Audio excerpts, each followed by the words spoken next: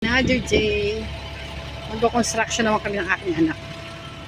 Bibili lang kami ng buhangin para doon sa aming gagawin. Ganyan pala kalaki yung sako. Pwede na yun, apat. Apat na sako lang. Kaya natin ako. Hindi sabay-sabay. Sa flooring lang ho? Oo. Ang labas lang ng bahay? Sa labas lang ng bahay. Garahe? Garahe niyang e-bike? Oo. Ang dami pala. Tama yan. Tama yan, dami yan. Tsaka yan.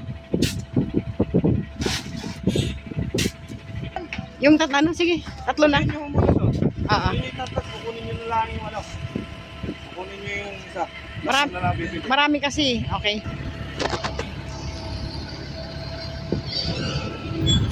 Naparaming buhangin. Paripanda ko. Wait lang. Tatlo lang kasi marami para masyado. Kapiranggot lang sa simento namin. Sinabi niyo na po doon sa magkakaroon dito? Oo, tatlo na. Inarga. Let's G. Nanarado kami kasi sisitahin kami sa gate. Illegal construction.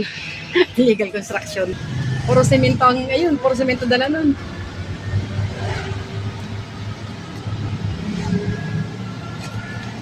A few moments later.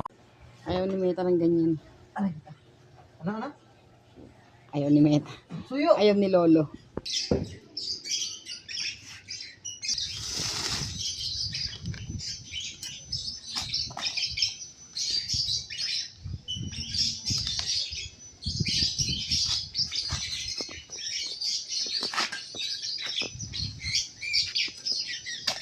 Maste.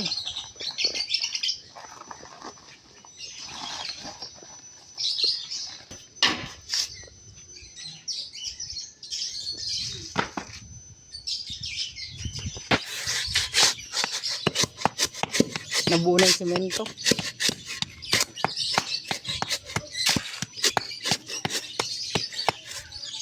Two hours later.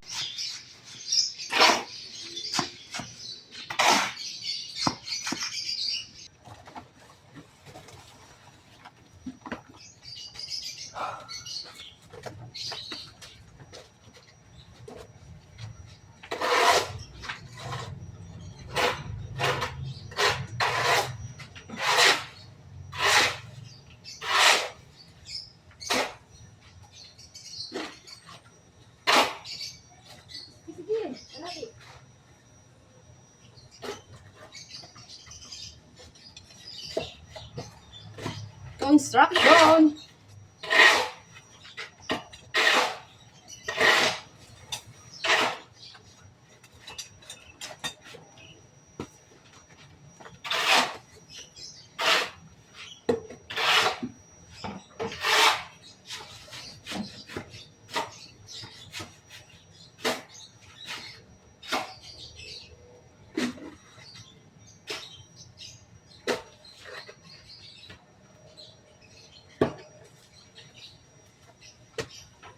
Pagbubuhusan muna yung nasa harap.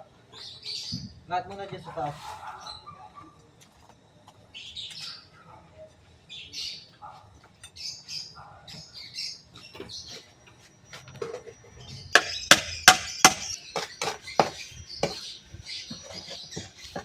Dating manager ng Tokyo, ngayon construction boy. Lang, di mo tinanggal to. Pati